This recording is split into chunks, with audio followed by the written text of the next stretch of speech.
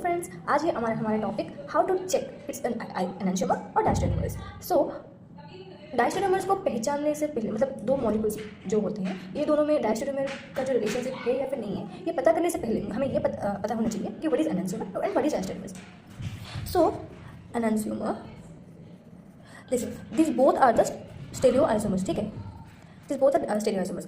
ये जो एनेंशियोमर्स होते हैं ये जो दोनों ये मतलब एनेंशियोमर्स होते हैं ये दोनों ना mirror images of each other होते हैं, ठीक है, mirror images of each other.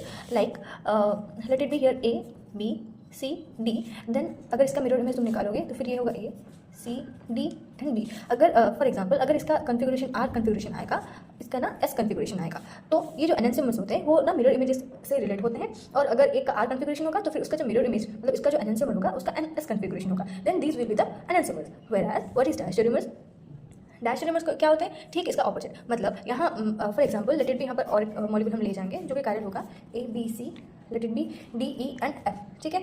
अब अगर हम इसका मिरर इमेज निकालेंगे, ठीक है, तो ये क्या होगा, सी ये रहा, ये ए, ये ई, ये बी, ये डी एंड ये दोनों क्या होंगे, एनेंशियोमर्स होंगे। अगर इसमें हम थोड़ा चेंज करेंगे, लेट इट बी ये ऐसे हुआ, फिर ये ए सी, अगर ई, अच्छा ये डी ई एफ, और एक कंपाउंड लेंगे जिसका कि स्ट्रक्चर होगा ए सी, और sorry it is B, A B C and it's E D and F, ठीक है। ये क्या इसका मिरर इमेज है, नहीं, these are not mirror images, ठीक है। अगर लेट इट बी अगर इसका कन्फिगरेशन आर है और इसका भी आर है, तो सिंस ये जो दोनों है मतलब इसका कन्फिगरेशन सेम है, देखिए आप, मतलब कॉन्स्टिट्यूशन सेम है, बी ये लेफ्ट साइड में भी है, यहाँ पर लेफ्ट साइड में भी है, यहाँ पर सी है, यहाँ पर सी है, यहाँ पर ए है, यहाँ पर ए है, मतलब अगर इसका कन्फिगरेशन आर होगा इसका भी कन्फिगरेशन आर होगा, और यहाँ पर आर है, और ये क्या, ये जो पार्ट है मतलब ये जो पार्ट है, ठीक है, ये पार्ट और ये पार्ट जो है mirror images of each other, ठीक है। मतलब यहाँ का अगर आर कन्फिगरेशन होगा तो इसका कन्फिगरेशन एस होगा। तो यहाँ पर क्या ये एज ए होल कंपाउंड देखेंगे तो फिर ये दोनों क्या हमारे मिरर इमेजेस हो रहे हैं, नहीं हो रहे हैं। मतलब देखो यहाँ पर इसका जो अगर मिरर इमेज होता तो फिर यहाँ का क्योंकि आर कन्फिगरेशन है तो यहाँ पर एस होता, दोनों के दोनों चीज जगह पर एस पर, these are not doing that we are hoping for. So ये दोनों क्या होंगे, डायस्टेरियोमर्स होंगे। तो हमारे यहाँ से कंक्लूजन क्या आ रहा है, the diastereomers, what are the diastereomers, those are non mirror images and non-superimposable. So those are known as diastereomers, and those enantiomer and diastereomers both belong to the isomers, stereoisomers only.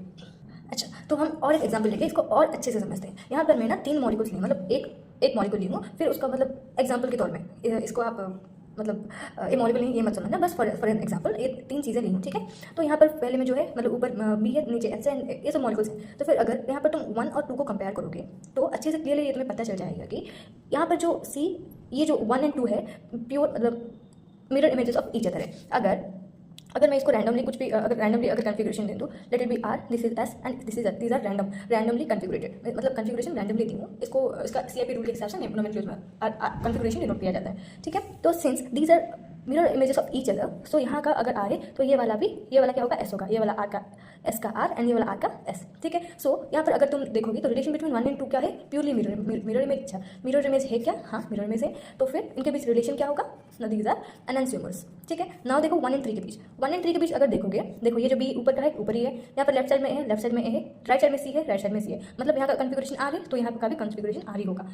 और next देखेंगे यहाँ पर D है, left side में D, right में ई, तो इसका S है तो फिर इसका भी एस होगा। तो फिर यहाँ पर देखेंगे यहाँ पर एफ है और यहाँ पर लेफ्ट साइड में जी है, मतलब यहाँ पर जो एटॉमिक स्पेस में जो एटम रहते हैं उनका अरेंजमेंट चेंज हो गया है, तो इसका कन्फिगरेशन एस होगा, क्योंकि मिरर इमेज मतलब इससे ये पोर्शन को देखोगे तो फिर इधर मिरर इमेजेस, सो इसका अगर आर होगा तो फिर इसका एस होगा।